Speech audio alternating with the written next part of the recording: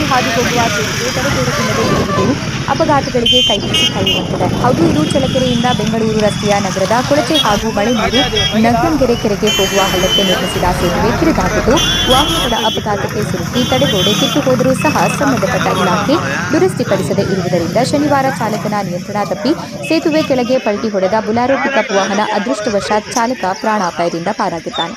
ರಾಷ್ಟ್ರೀಯ ಹೆದ್ದಾರಿ ಹಾದು ಹೋಗಿರುವುದರಿಂದ ವಾಹನಗಳ ದಟ್ಟಣೆಯಿಂದ ಕೂಡಿದ್ದು ಅಪಘಾತಗಳು ಸಂಭವಿಸಿ ಪ್ರಾಣಹಾನಿಯಾಗುವ ಮುನ್ನವೇ ಈಗಲಾದರೂ ಸಂಬಂಧಪಟ್ಟ ಅಧಿಕಾರಿಗಳು ಸೇತುವೆಗೆ ತಡೆಗೋಡೆ ನಿರ್ಮಿಸುವರೆ ಕಾದು ನೋಡಬೇಕಾಗಿದೆ.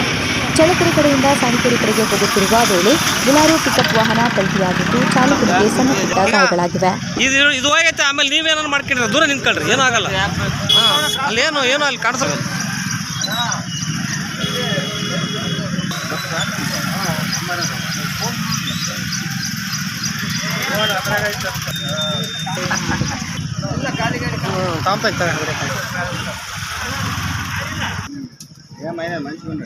ఏ మైనేదు మక్కింది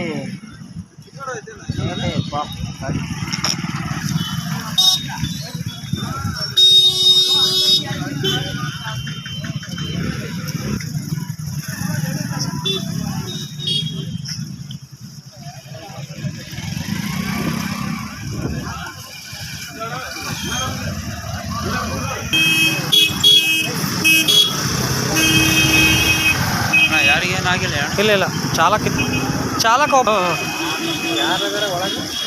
ಯಾರು ಇಲ್ಲ. ಯಾರು ನಿಂತ್ರಂತ